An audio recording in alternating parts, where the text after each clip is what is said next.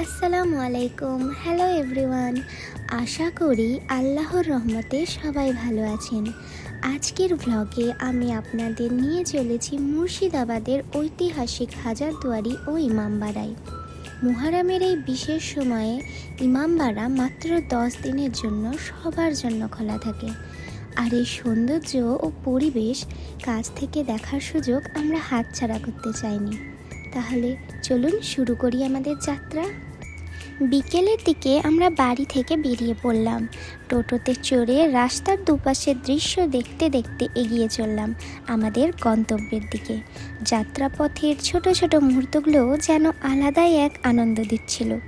অবশেষে আমরা পৌঁছে গেলাম হাজারদুয়ারি চত্বরে। তখন সন্ধ্যা নেমে এসেছে, কিন্তু হাজারদুয়ারির আলোগুলো এখনও জ্বলেনি। সত্যি বলতে একটু মন খারাপই হয়ে গিয়েছিল। তবে সেখানকার এক গার্ড আমাদের জানালেন কিছুক্ষণ পরেই সব আলো জ্বালানো হবে। কথাটা শুনে আবার মনে আশার আলো জ্বলে উঠল। তারপর দেখলাম ইমামবাড়া ও মদিনাঘরের লাইটিংগুলো জ্বালিয়ে দেওয়া হয়েছিল। সুন্দর লাইটিং দেখতে দেখতে ইমামবাড়ার দিকে গিয়ে চললাম। পথের মাঝেই চোখে পড়ল আমাদের প্রিয় দেশের পতাকা। পতাকাটিকে বাতাসে উড়তে দেখে মনটা যেন এক অন্যরকম গর্বে ভরে উঠল।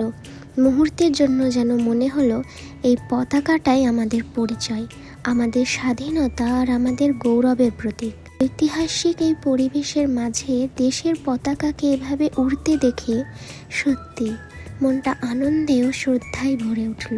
এরপর আমরা ধীরে ধীরে ইমামবাড়ার দিকে এগিয়ে গেলাম। চারপাশে সুন্দর আলোকসজ্জা, সাজানো পরিবেশ আর এক অন্যরকম শান্ত অনুভূতি, সব মিলিয়ে জায়গাটা সত্যি অসাধারণ লাগছিল। ইমামবাড়ার ভেতরেও বেশ ভিড় ছিল, তবু আমরা ধীরে ধীরে সব কিছু দেখলাম, জিয়ারাত করলাম। তোমরাও দেখো ইমামবাড়ার ভেতরটাও কি সুন্দর সাজিয়েছে, তাই না? বিশেষ করে মদিনাঘর এবং মুহররম উপলক্ষে করা সাজসজ্জা মন ছুঁয়ে যাওয়ার মতোই। এই জায়গাগুলোর ইতিহাস আর কারবালার ঘটনা নিয়ে যদি বিস্তারিত জানতে চান তাহলে অবশ্যই কমেন্টে জানাবেন। আপনাদের জন্য আলাদা একটি ভিডিও নিয়ে আসবো ইনশাআল্লাহ। দেখতেই পাচ্ছেন আবিরও আজ ভীষণ আনন্দে আছে। এমন একটি ঐতিহাসিক ও ইসলামিক পরিবেশে এসে সেও অনেক নতুন বিষয় জানতে পেরেছে। আমার মনে হয় ছোটবেলা থেকেই শিশুদের এ ধরনের ঐতিহাসিক ও ইসলামিক স্থান ঘুরে দেখানো খুবই গুরুত্বপূর্ণ। এতে তারা শুধু আনন্দই পায় না, বরং নিজেদের ইতিহাস, সংস্কৃতি ও ধর্মীয় ঐতিহ্য সম্পর্কেও অনেক কিছু শিখতে পারে। তোমাদের কি মতামত? সব কিছু ঘুরে দেখে কিছু ছবি তুললাম। তারপর যখন বাইরে বেরিয়ে এলাম তখন যেন চোখ দুটো আনন্দে ভরে উঠল, কারণ ততক্ষণে হাজারদুয়ারির সব আলো জ্বলে উঠেছে। দেখতেই যেন আরো রাজকীয়, আরো মোহনীয় লাগছিল এই যে ঐতিহাসিক স্থাপনাটিকে। আপনারাও দেখুন কত সুন্দর লাগছে মুর্শিদাবাদের এই ঐতিহ্যের প্রতীককে। অনেকেই মনে করেন হাজারদুয়ারিতে 1000টি দরজা রয়েছে। আসলে বিষয়টা কিন্তু একটু আলাদা।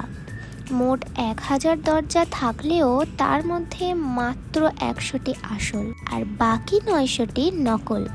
বলা হয় সেই সময়ে চোর বা অনুপ্রবেশকারীদের বিভ্রান্ত করার জন্যই এমন ব্যবস্থা করা হয়েছিল। এই ইতিহাসটাও বেশ মজার। পুরো গল্পটা শুনতে চাইলে কমেন্টে অবশ্যই জানাবেন।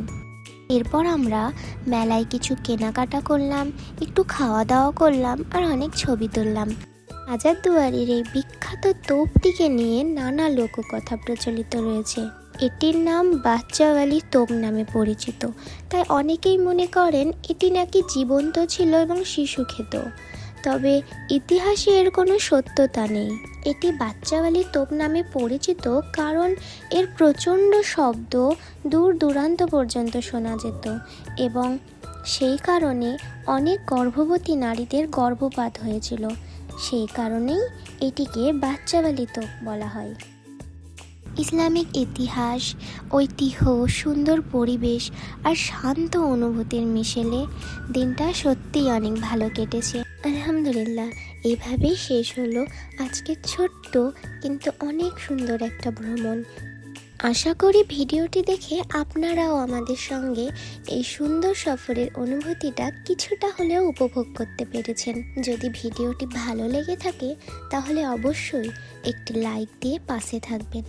আর এখনও যদি আমাদের পরিবারের সদস্য না হয়ে থাকেন তাহলে চ্যানেলটি সাবস্ক্রাইব করে বেল আইকনটি অন করে রাখবেন। এতে করে আমাদের আগামী ভিডিওগুলো সবার আগে আপনার কাছেই পৌঁছে যাবে ইনশাআল্লাহ। আজ তাহলে এখানেই বিদায় নিচ্ছি। সবাই নিজের এবং নিজের পরিবারের খেয়াল রাখবেন, বেশি বেশি আল্লাহকে স্মরণ করবেন। আল্লাহ হাফেজ। আসসালামু আলাইকুম ওয়া রাহমাতুল্লাহ।